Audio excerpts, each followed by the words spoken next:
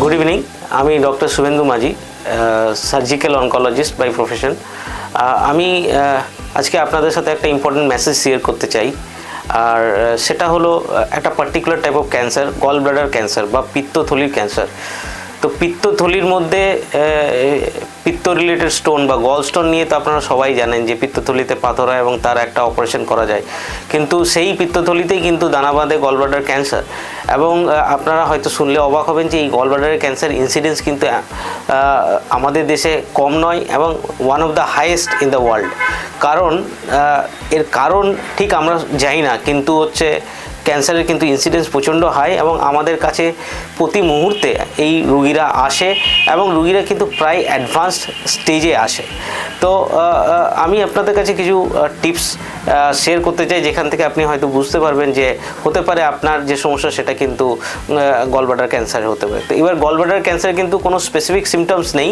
তো গল bladder cancer বা যে কোনো GI cancer, specifically stomach cancer, almost similar complain নিয়ে প্রেজেন্ট করে। তার মধ্যে হচ্ছে পেটে ব্যথা, ক্রনিক পেটে ব্যথা, অ্যাবডোমিনাল পেন হচ্ছে থিওরিটিক্যালি সবচেয়ে কমনেস্ট কমপ্লেন গল ব্লাডার ক্যান্সারে। বাট ওই পেন যদি হয় তো ওটা অনেকটাই লাস্ট স্টেজে আমরা পেশেন্টদেরকে পাই।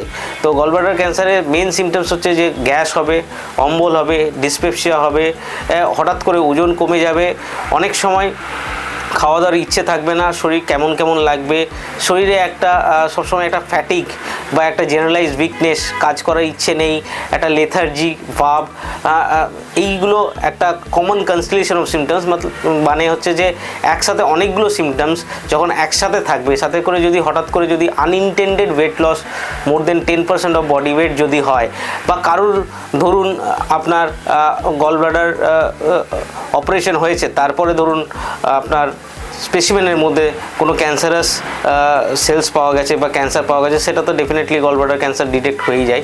কিন্তু সিমটমস ওয়াইজ আপনার যদি ডিসপেপসিয়া থাকে, আপনার যদি বদহজম হয় এবং সেগুলো যদি না সারছে with treatment for 2 weeks 3 weeks, তো আপনাদেরকে কিন্তু আপনাদের নিয়ারেস্ট সার্জিক্যাল অনকোলজিস্ট বা ফিজিশিয়ানের কাছে যাওয়া উচিত। এবং সবচেয়ে easy way to detect gall stone is ultrasonography.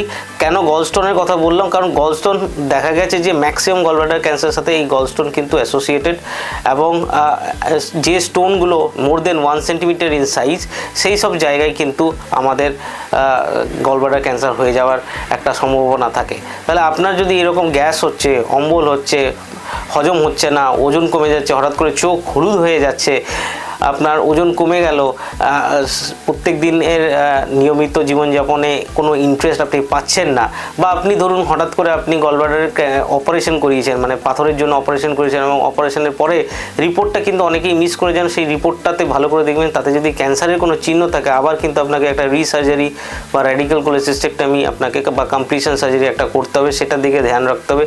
তো কারো যদি এরকম কনস্টেলেশন অফ সিমটমস থাকেন, প্লিজ আপনারা প্যানিক করবেন না, অবশ্যই ডাক্তারের কাছে যাবেন। খুব simple test, ultrasonography, CT scan, দরকার পড়লে আরও যে ফিটনেস, জেনারেল অ্যানেস্থেসিয়া সার্জারি করার জন্য, সেগুলো করলে রাইট টাইমে যদি ট্রিটমেন্টটা করা যায়, গল ব্লাডার ক্যান্সার থেকে কিন্তু আমরা মুক্তি পেতে পারি এবং ট্রিটমেন্ট করালে কিন্তু তার সাকসেস রেট অনেক হাই হবে। Thank you.